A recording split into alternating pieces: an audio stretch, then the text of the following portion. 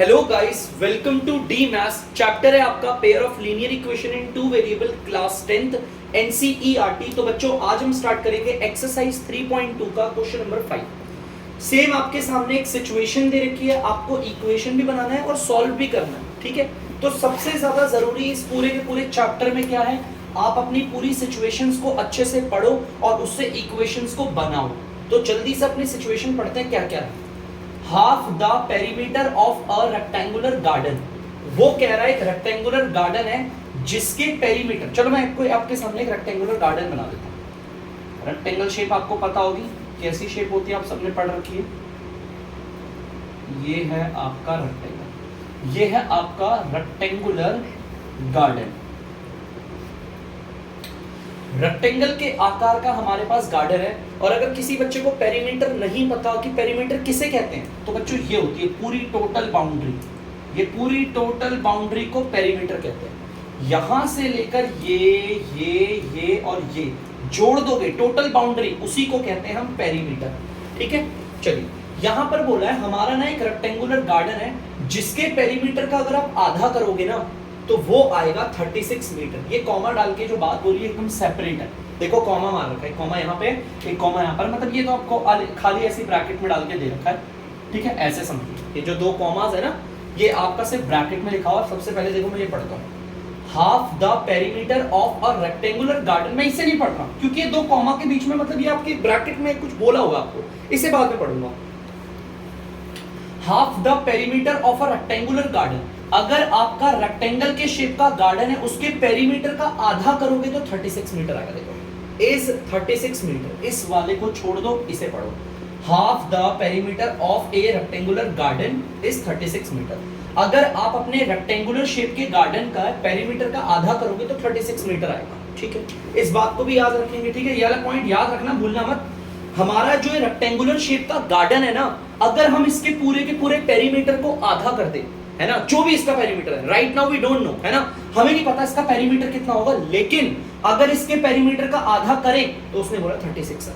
याद रखना इस पॉइंट को, भूलना मत। कह रहा है find the dimension of garden. Dimension of garden का मतलब आपको इस गार्डन की लेंथ और ब्रेथ निकालनी है। देखो रेक्टेंगल का डायमेंशन होता क्या, ये लंबी वाली होती है लेंथ और छोटी वाली ब्रेथ होती है, जिसे विड्थ भी बोलते हैं, ठीक है। सबसे पहले तो हम लिख लेते हैं हमारा रेक्टेंगुलर गार्डन है।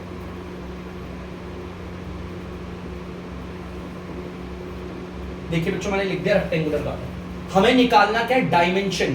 बेटा रेक्टेंगुलर गार्डन के डायमेंशन निकालने का मतलब सुनना, आपको लेंथ निकालनी है और ब्रेथ निकालनी है, लेकिन ये दोनों ही हमें पता नहीं। सबसे पहले बड़ा सिंपल है, let length be is equal x. मैंने अपनी लेंथ को मान लिया x। देखो ये जो लेंथ है ना, मैंने इसे मान लिया आपका x, मान लिया x, और जो ब्रेथ होती है उसको मान लिया आपका y। ये जो ब्रेथ है उसको मान लिया मैंने आपका y, ठीक है। अब अगर मुझसे कोई पूछेगा जो आपका रेक्टेंगुलर गार्डन है उसकी लेंथ क्या है, मैं बोलूंगा x, और ब्रेथ क्या है आपको बोलूंगा y, ठीक है। क्लियर है पूरा? चलिए ठीक है, मेरे पे लेंथ और ब्रेथ है। चलिए पहला वाला पॉइंट देखते हैं क्या बोल रहा है। पहले वाले पॉइंट में उसने बोला था पेरीमीटर ऑफ रेक्टेंगुलर गार्डन। उसने बोला था अगर आप रेक्टेंगुलर अपने गार्डन का, आपका ये जो रेक्टेंगल के आकार का गार्डन है, अगर आप इसके पेरीमीटर का आधा कर दोगे, किसी का भी आधा करना हो मैथ्स में, उसके नीचे 2 लगा दो। जैसे 10 का आधा करना है तो 10 के नीचे 2 लगा दो, हो जाएगा सॉल्व, 5 आ जाएगा। किसी का भी आधा करना हो भाई, अगर पाई का आधा करना है तो इसके नीचे 2 लगा दो, ठीक है। याद रखना किसी को भी अगर आधा करना हो तो उसके नीचे 2 लगा देते। मुझे यहाँ पे रेक्टेंगुलर गार्डन का जो पेरीमीटर था, जो भी है पेरीमीटर ऑफ रेक्टेंगुलर गार्डन, अगर मैं उसका आधा कर दूं, देखो आधा करने के लिए मैंने नीचे 2 लगाया ना, अगर मैं इसका आधा करूं तो बच्चों ये आएगा 36। ये मैं नहीं कहता, ये क्वेश्चन कह रहा है, ध्यान से सुनना। क्वेश्चन ने बोला है अगर आप अपने रेक्टेंगल गार्डन के पेरीमीटर को अगर आप उसका आधा करोगे तो आंसर 36 आएगा, ठीक है। चलिए जरा से सॉल्व करते हैं। पेरीमीटर ऑफ रेक्टेंगल क्या होता है, पेरीमीटर ऑफ रेक्टेंगल, इसका फॉर्मूला होता है ये 2 ब्रैकेट में लेंथ प्लस ब्रेथ, और नीचे आ गया आपका 2 और ये आ गया 36। ध्यान से देखना बच्चों, ये अपॉन 2 तो ये रहा upon 2। Perimeter of rectangle garden आपका ये होता है 2 ब्रैकेट में लेंथ प्लस ब्रेथ। चलो और वैल्यूज डालते हैं। देखो 2 से तो 2 कट गया, 2 से तो 2 कट गया, सिंपल। लेंथ प्लस ब्रेथ बचा है, लेंथ आपकी क्या है x, फिर प्लस आ गया देखो ये वाला, ब्रेथ आपकी है y, और ये आ गया 36। ध्यान से देखना, मैंने सिचुएशन को पढ़ के एक पहली इक्वेशन तो बना ली आसानी से, बहुत प्यार से बन गई है पहली इक्वेशन, ध्यान से देख सकते हो आप। हमारा x plus y is equal to 36, ये हमारी पहली इक्वेशन है। देखो जैसा जैसा क्वेश्चन में बोला था मैंने उसे फॉलो किया, मेरी पहली इक्वेशन बन गई। अब आप बोलोगे सर दूसरी इक्वेशन, क्योंकि हमारे हर क्वेश्चन में बच्चों दो इक्वेशंस होंगी, दो इक्वेशन, तो दूसरी इक्वेशन का है। तो बच्चों अभी देखो ब्रैकेट वाला पार्ट बचा हुआ, देखो ब्रैकेट वाला क्या कह रहा है, ब्रैकेट वाला कह रहा है कि जो लेंथ है whose length is 4 metre more than its width. वो कह रहा है जो आपका रेक्टेंगुलर गार्डन है उसमें जो लेंथ होगी वो बड़ी होगी हमारी विड्थ से, वो भी 4 मीटर बड़ी होगी। देखो whose length is 4 metre more than its width, मतलब कि हमारे इस रेक्टेंगल गार्डन की जो लेंथ है ना बच्चों, ये जो लेंथ है वो बड़ी है इस विड्थ से, कितनी बड़ी है 4। कुछ ऐसा केस है, ये देखो ये आपकी लेंथ है और ये आपकी है विड्थ, विड्थ कह लो या ब्रेथ कह लो, कुछ भी कह लो। देखो लेंथ बड़ी है ना और विड्थ छोटी, ऐसा ही बोला हुआ है, और लेंथ कितनी बड़ी है 4 बड़ी है। तो भैया देखो मैं बनाता हूं अपनी दूसरी इक्वेशन, यहां पर लिख देता हूं मैं लेंथ, और यहां पर लिख देता हूं ब्रेथ लिख दो या विड्थ लिख दो, दोनों सेम है।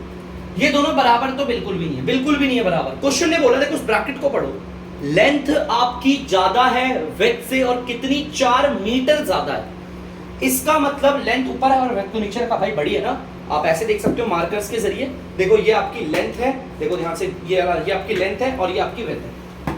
अब अगर आपको इसको बराबर करना है तो विड्थ में 4 मीटर बढ़ा देंगे तो बराबर हो जाएगा, देखो बढ़ा देंगे ना, बढ़ाएंगे तो ऊपर की तरफ जाएगा, बराबर हो गया। या तो फिर हम लेंथ में से 4 माइनस करेंगे तो भी बराबर होगा, कुछ भी कर सकते हो। देखो केस नंबर 1, अगर हमें इन्हें बराबर करना है बच्चों, ये लेंथ है और ये है विड्थ, या तो मैं अपने विड्थ में 4 मीटर बढ़ाऊं तो देखो बराबर हो गया। दूसरा केस देखना बच्चों, या तो मैं अपनी लेंथ में 4 मीटर कम कर दूं तो भी बराबर होगा। तो बच्चों मैं यहाँ पे ये वाला केस करूंगा, ध्यान से सब लोग देखना, मैं अपने विड्थ में देखो ये जो विड्थ है ना, मैं इसमें 4 मीटर बढ़ाऊंगा। तो देखो मैंने क्या करा, इस विड्थ में 4 मीटर बढ़ाया, और जैसी विड्थ में 4 मीटर बढ़ाएंगे तो वो ऊपर की तरफ आ जाएगा और ये दोनों बराबर हो जाएंगे, ठीक है। फिर हमारी लेंथ और उसमें 4 मीटर बढ़ाया तो बराबर हो गए, ऐसा मुझे यहां से भी मिला। लेंथ हमने मानी है x, आप लोग देख सकते हो लेंथ को L से डिनोट करते हैं, छोटी छोटी क्लासेस में पढ़ा होगा, उसको x माना होगा। विड्थ आपकी y है +4, ये जो प्लस का y है उधर आके किसका हो जाएगा, माइनस का y, और यहाँ कुछ नहीं बचा तो 4, देखो प्लस का 4 बचा है, लेकिन प्लस का 4 लिखने की जरूरत नहीं है, अगर आप नॉर्मली 4 भी लिखोगे तो भी प्लस का 4 माना जाता है। ये बन गई बच्चों दूसरी इक्वेशन, ये है आपकी पहली इक्वेशन, ये है आपकी दूसरी इक्वेशन। तो ध्यान से देखो, पूरी की पूरी वर्ड प्रॉब्लम को समझना है, पूरी वर्ड प्रॉब्लम को अच्छे से समझ के इक्वेशंस को फॉर्म करना ही इस चैप्टर का सबसे ज्यादा मेन पार्ट है। सबसे ज्यादा वर्ड प्रॉब्लम को पढ़ो और इक्वेशंस को बनाओ, और धीरे धीरे आपको भी इक्वेशंस बनाना आ जाएगा। लेकिन उसके लिए ये है क्वेश्चन को समझना है अच्छे से। जैसा उसने बोला था कि भाई रेक्टेंगुलर गार्डन के पेरीमीटर का आधा करोगे तो 36 आएगा, मैंने वही करा। पेरीमीटर ऑफ रेक्टेंगुलर गार्डन का मैंने क्या कर दिया, आधा, नीचे 2 लगा दिया, और जैसे ही मैंने उसका आधा किया तो मैंने किसके बराबर माना, 36, क्योंकि क्वेश्चन ने बोला था। इसे सॉल्व किया, देखो पहली इक्वेशन बनके तैयार हो गई। अब दूसरी इक्वेशन इस ब्रैकेट के जरिए बना दी। उसने कहा था कि लेंथ बड़ी है और विड्थ छोटी है, और इन दोनों के बीच में क्या गैप है, 4 का। अगर मैं ब्रेथ में 4 जोड़ दूं, अगर मैं ब्रेथ में 4 को जोड़ दूं तो ये दोनों बराबर हो जाएंगे, इक्वेशन बन गई दूसरी, ठीक है। तो बच्चों अब यहां पर उसने बोला इन्हें ढूंढना है x और y को। तो बेटा मैंने अभी आपको इक्वेशन सिर्फ सॉल्व करना नहीं, सिर्फ फॉर्म करना सिखाया। फॉर्म का मतलब बनाना सिखाया। आपको अभी क्वेश्चन सिर्फ इतना ही करना है। अगली एक्सरसाइज में जब मैं आपको इक्वेशंस को बनाने के बाद इसे सॉल्व भी करते हैं, अभी तक तो हम क्या करते हैं, हमारी ये पहली इक्वेशन, ये दूसरी इक्वेशन, हम इक्वेशंस को बनाएंगे और बनाने के बाद सॉल्व कैसे करना है, इट इज वेरी इजी। वो जब मैं आपको 3.3 में समझाऊंगा उसके बाद आप ये सारे क्वेश्चंस कर लोगे। फिलहाल मैं अभी आपको इक्वेशन सॉल्व करना बिल्कुल नहीं बता रहा हूँ, कुछ कुछ पार्ट्स में छोड़ रहा हूँ जो मैंने आने वाले टाइम्स के लिए छोड़े। जैसे कि ग्राफिकल में, ग्राफ में सॉल्यूशंस को दिखाना मैंने आपके लिए छोड़ रखा है, वैसे मैं ये वाला पार्ट भी आपके लिए छोड़ रहा हूँ। और ये कोई बड़ी चीज नहीं। इसके बाद 3 क्वेश्चन और है, तीसरे के बाद जब जैसे हम एक्सरसाइज 3.3 पे जाएंगे फिर तो आपने सॉल्व करना ही सीखना है, कैसे सॉल्व करते हैं। ध्यान से सुनना, जितने भी मेरी वीडियोस को देख रहे हैं, अभी हमने प्रॉब्लम्स को पढ़कर इक्वेशंस को बनाया है, इसे सॉल्व भी करना होता है। और सॉल्व करना मैं आपको 3.3 मतलब 2-3 क्वेश्चंस के बाद बताऊंगा, तो जल्दी से इसे उतार दीजिए।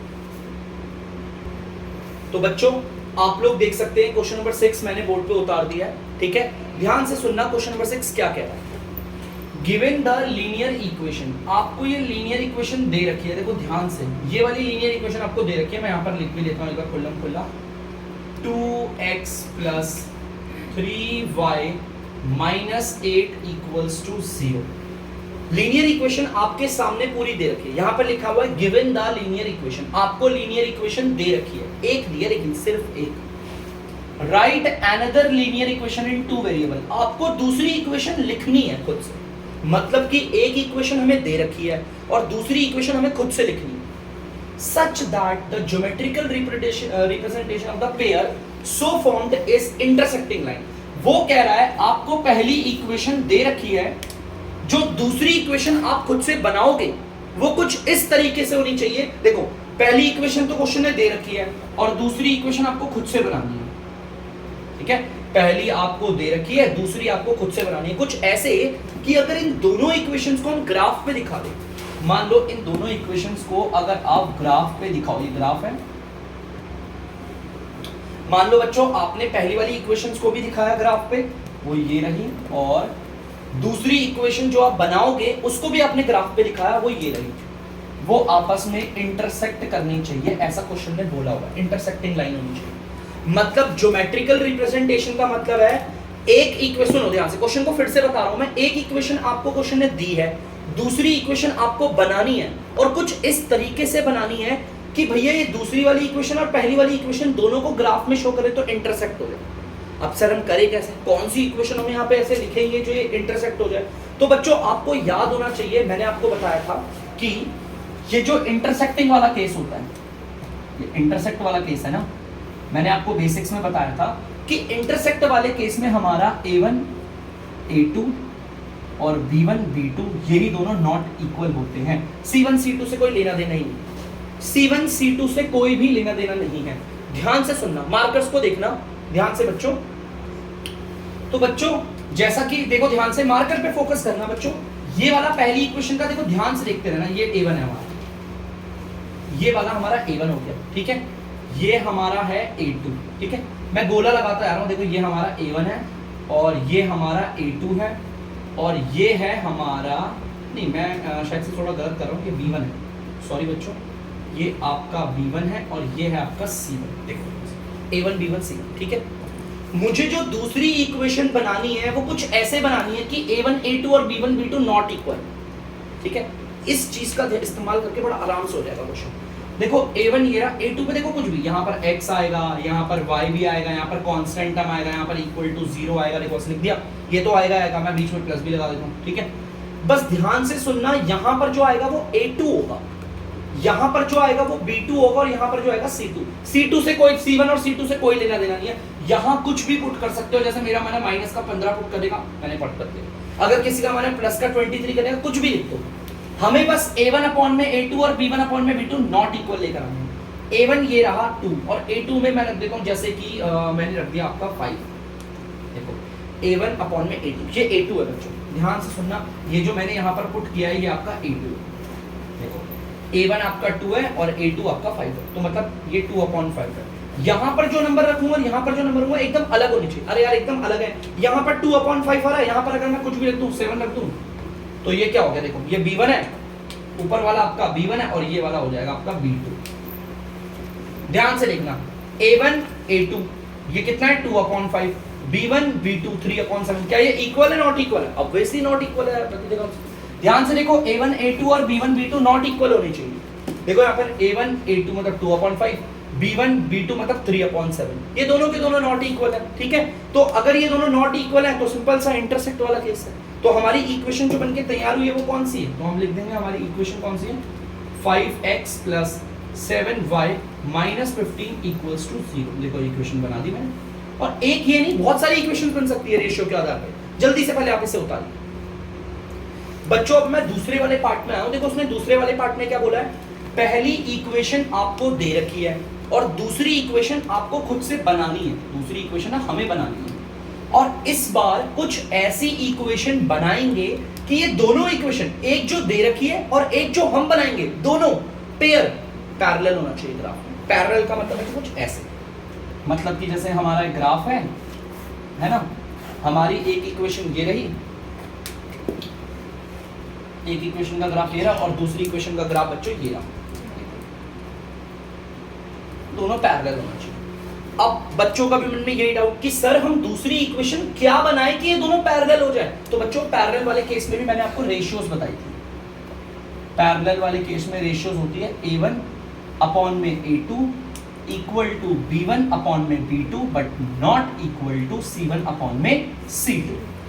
बस हमें ये रेशियोज लेकर आनी है, वो दूसरी वाली इक्वेशन सही हो जाएगी हमारी। मतलब कि ध्यान से सुनना बच्चों, आपको दूसरी इक्वेशन कुछ इस तरीके से बनानी है कि ये दोनों की दोनों इक्वेशंस को अगर ग्राफ में शो करे तो पैरेलल ही होनी चाहिए। और पैरेलल के लिए बस खाली ये देखना है, अगर ऐसी कंडीशन आ जाती तो पैरेलल ही होती है इक्वेशन। तो देखो अब क्या करना है भाई, a1 अपॉन में a2 और b1 अपॉन में b2 बराबर होनी चाहिए। तो देखो मैंने क्या करा, ध्यान से देखना, बड़ा सिंपल है। मैंने यहाँ पर x रख दिया, आपको पता है यहाँ पर प्लस करके ऐसे y कर दिया, नंबर कुछ नहीं रखना, ठीक है। अब ये यहाँ पर भी कोई नंबर नहीं कर रहा, इक्वल टू 0। देखो क्या करूंगा मैं, ध्यान से सुनना, यहाँ पर a1 है और आपको पता है यहाँ पर a2 आएगा। यहाँ पर जो भी आएगा मैं लिख देता हूँ, यहाँ पर जो भी आएगा वो होगा a2, यहाँ पर जो भी आएगा वो होगा b2 और यहाँ पर जो भी आएगा उसे हम बोलते हैं c2, ठीक है। a1 a2 जैसे कुछ भी रख लो। कोई बच्चा बोलेगा सर मेरा मन है 10 रखने का, देखो आपने रख दिया तो ये 2/10 बन रहा है, a1 अपॉन a2 2/10 बन रहा है, देखो a1 अपॉन a2। अब b1 अपॉन b2 इसके बराबर होना चाहिए, b1 अपॉन b2 क्या होना चाहिए, बराबर। अब यार b1 यहाँ पर 3 है और यहाँ पर b2 क्या करें, देखो अगर मैं इसको काटूं 2 और 10 को काटूं तो ये कितना आएगा 1/5 आएगा, ध्यान से देखो 1/5 है ना। तो मैंने देखा कि अगर ये कट के 1/5 आ रहा है तो इसे भी कट के 1/5 आना चाहिए। यहाँ पर 3 है, मैंने यहाँ पर 15 रख दिया। अब ध्यान से देखो 3/15 इसे काटो, ये भी 1/5 आ रहा है, देखो बराबर आ रहा है ना। a1 a2 b1 b2, अगर आप इसे काट के देख लो, देखो a1 a2 को यहाँ रख दिया मैंने, काटा 1/5, b1 b2 को मैंने यहाँ रखा, काटा 1/5, तो ये दोनों बराबर आ रहे हैं। a1 a2 और b1 b2 बराबर आ रहे हैं और c1 c2 नॉट इक्वल होना चाहिए, मतलब इनके बराबर ना हो। कुछ भी कर दो यार, माइनस का 4 लगा दो, इसको काटोगे -8 और माइनस का 4, माइनस से माइनस हट गया, ये कटा 4 1 4 2 सा, देखो यहाँ पर 2/1 आ रहा है, ये नॉट इक्वल। देखो ये 1/5 ये 1/5 इक्वल, ये 2/1 है तो नॉट इक्वल। देखो ये कंडीशन वाली ना सेम, देखो a1 a2 b1 b2 equal है, c1 c2 नॉट इक्वल है, जैसे यहाँ पर है वैसे। तो ये जो इक्वेशन मैंने लिखी है ना, ये आपकी जो है वो पैरेलल वाली होगी। ये रही हमारी इक्वेशन, देखो ये रही, इसको आप ऐसे करके लिख सकते हो, ये होगी आपकी पैरेलल। 10x + 15y - 4 = 0। और इसका मतलब यही नहीं कि सर इकलौती यही इक्वेशन है, इसके अलावा आप और कोई लिख सकते थे। देखो एक और बताता हूं मैं आपको, देखो ध्यान सुनना बच्चों, एक काम करो इसे मिटाओ, लो कोई और सी इक्वेशन लिख ली। मान लो मैंने यहाँ पर ये 2 था, मैंने यहाँ पर लिख दिया 4। लो अब बच्चों अगर a1 a2 को काटूंगा तो क्या आएगा, आप सबको पता, देखो ये 2 है और ये 4 है, 1/2 आएगा, है ना। b1 और b2 को काट के भी वही आना चाहिए क्योंकि दोनों बराबर है ना। तो b1 अगर मैंने 3 लिया तो b2 मैंने ले लिया प्लस का 6, आ गया इक्वल, यहाँ 6 ले लिया। और c1 c2 तो नॉट इक्वल लेकर आना है कुछ भी, बस ध्यान से सुनना, 1/2 ना है। मैं इसे लिख देता हूँ माइनस का 8 लिख दो। अगर माइनस का 8 इधर भी, माइनस का 8 इधर भी लिख दिया तो माइनस से तो माइनस चला गया, 8 1/2, ये तो नॉट इक्वल हो गया ना दोबारा। a1 a2 और b1 b2 इक्वल और c1 c2 नॉट इक्वल। इस तरीके से रेशियोज को कंपेयर करके आप ऐसी इक्वेशन खुद से बना सकते हो जिस इक्वेशन आपकी बनाई हुई इक्वेशन और क्वेश्चन की दी हुई इक्वेशन, इन दोनों को अगर आप ग्राफ में शो करोगे तो दोनों पैरेलल आएगी। इसे कहते हैं ग्राफिकल रिप्रेजेंटेशन। ये बहुत आसान होता है, देखो कितना खुद से बना दिया। अब इसका तीसरा वाला पार्ट भी, टेंशन मत लेना, खुद से ट्राई करना, तो आपसे धीरे धीरे आ जाएगा आराम से, जल्दी से उतार दीजिए। तो बच्चों आप सब लोग देख सकते हो तीसरा वाला पार्ट, क्वेश्चन वही है, आपको एक इक्वेशन क्वेश्चन ने दी है और दूसरी इक्वेशन हमें बच्चों खुद से बनानी है। दूसरी इक्वेशन हमें बनानी है और कुछ इस तरीके से बनानी है कि क्वेश्चन में जो दी हुई इक्वेशन है वो और जो आप बनाओगे, अगर उन दोनों को ग्राफ पे शो करो तो वो एक के ऊपर एक आ जाए, मतलब कोइंसिडेंट हो जाए। अब यार इस इक्वेशन को कैसे बनाए, कौन सी इक्वेशन है भाई, इतनी सारी है, हमें कोइंसिडेंट के हिसाब से चलना है। तो ये रेशियोज ये होनी चाहिए, a1 a2 b1 b2 c1 c2 ये बराबर होने चाहिए। तो चलो भाई देख लेते हैं, बराबर होने चाहिए। यहाँ पर ले लिया मैंने x, ये प्लस रख दिया, छोड़ दिया नंबर मैंने यहाँ ले लिया, y यहाँ भी नंबर छोड़ दिया, = 0। मुझे पता नहीं कौन सी इक्वेशन। देखो बच्चों ध्यान से सुनना, मैंने लेट सपोज यहां पर जो आएगा वो होगा A2, यहां पर जो आएगा B2 और ये जो आएगा उसे बोल दूंगा C2। ध्यान से सुनना भाई, A1 अपॉन में A2 को काटकर और B1 अपॉन में B2 को काटकर और C1 अपॉन में C2 को काटकर सेम आना चाहिए। मैंने एक काम किया, यहां पर लगा दिया 14, ध्यान से देखना, मैंने यहां पर 14 नंबर पुट कर दिया। अब अगर मैंने यहां पर 14 नंबर पुट किया है तो इसे काटकर, अब 10th क्लास में हो, बच्चे नहीं हो, इसे काटकर 1 अपॉन में 7 आना चाहिए। ये देखो 1/7। अगर इसे काट के 1/7 आ रहा है तो इसे काटकर भी 1/7 ही आना चाहिए। ऊपर 3 है तो मैंने यहाँ पर 21 लिख दिया। अगर किसी बच्चे को कोई डाउट हो तो बताना। देखो 3 और 21 को काट लो, 1/7 आया। अब अगर इसे काट के 1/7 आया तो इसे काट के भी 1/7 ही आना चाहिए। तो भाई ये माइनस का 8 है, नीचे मैं क्या करूं, मैंने माइनस का 56 लगा दूं, वो भी माइनस का। देखो क्यों, माइनस से माइनस चला गया। अब आप इसे काट लो, 8 1 जा 8 7 जा, हो गया। देखो मैंने नंबर्स को कुछ इस तरीके से प्लॉट किया कि A1 अपॉन में A2 को काटो, B1 अपॉन में B2 को काटो और C1 अपॉन में C2 को काटो, बराबर आएगा, क्योंकि वो ऐसा कह रहा है कोइंसिडेंट। तो देखो इक्वेशंस को कैसे बनाते हैं, ठीक है। ये वाली जो इक्वेशन मैंने बनाई है ना, 14x + 21y - 56 = 0, ये वाली इक्वेशन, और आपके ऊपर जो क्वेश्चन में दे रखी इक्वेशन है वो क्वेश्चन की दी हुई इक्वेशन, और ये वाली इक्वेशन अगर इन दोनों को ग्राफ पे शो करोगे तो वो एक के ऊपर एक आ जाएगी, मतलब कोइंसिडेंट वाला केस होगा। एकदम श्योर रहो। देखो क्यों, क्योंकि यहां पर देख सकते हो रेशियोज बराबर है, इन सबकी रेशियोज आप देख सकते हो बराबर है। अगर आप इसे काटोगे 1/7, और इसके अलावा अगर कोई कहेगा सर कुछ और ले लो, ये नहीं लेनी हमें, आप कोई और सी ले लो, तो कोई और सी भी ले सकते हैं बच्चों, ऐसा नहीं है कि यही इक्वेशन बनेगी, कोई और सी भी ले सकते हो। लेट सपोज बच्चों मैंने यहां पर ले लिया 20, आप देख सकते हो मैंने यहाँ पे नंबर 20 ले लिया। इन्हें काटकर आएगा 1/10, सबको पता ऊपर 2 है नीचे 20 है, इन्हें काट के 1/10 आएगा। तो इसे काट के भी कितना आना चाहिए, 1/10। ऊपर 3 है तो यहाँ पर मैंने प्लस का 30 ले लिया, काट लो, देखो 1/10 आएगा।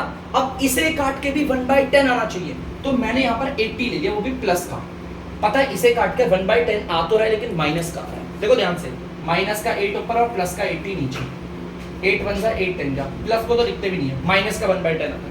मुझे इसे भी प्लस का ही 1/10 लेकर आना है, इसलिए माइनस का 80 लगाऊंगा, ताकि माइनस से माइनस गया 1/10 आ जाए। क्योंकि अगर रेशियोज बराबर आ जाती है तो इसका मतलब ये जो दूसरी इक्वेशन है पक्का वो कोइंसिडेंट वाला केस बनाएगी। तो देखो ये रहा। जरूरी नहीं आप कुछ और भी ले सकते हो यार, कुछ भी ले सकते हो, आपके इसके अलावा भी बहुत सारे ऑप्शन है करने के, तो जल्दी से इसको उतार दीजिए। तो बच्चों आई होप आप लोगों ने उतार लिया होगा। तो अब मैं करता हूं वीडियो का दी एंड। अब मिलेंगे आपसे अगली एक्सरसाइज में नई वीडियो के साथ, उसमें आपको 3.3 पढ़ाई जाएगी और कुछ इंटरेस्टिंग चीजें बताई जाएगी कि इक्वेशंस को कैसे सॉल्व करते हैं। अभी तक हमने इक्वेशंस को सिर्फ बनाना सीखा है, सिर्फ बनाना, ठीक है। अब इक्वेशन को सॉल्व कैसे करते हैं हम वो सीखेंगे, ठीक है। तो चलिए मिलते हैं दूसरी वीडियो पे। तब तक के लिए बच्चों, अगर डीमैथ्स की वीडियो पसंद आ रही है तो वीडियो को लाइक करें, शेयर करें और चैनल को सब्सक्राइब करें। बाय।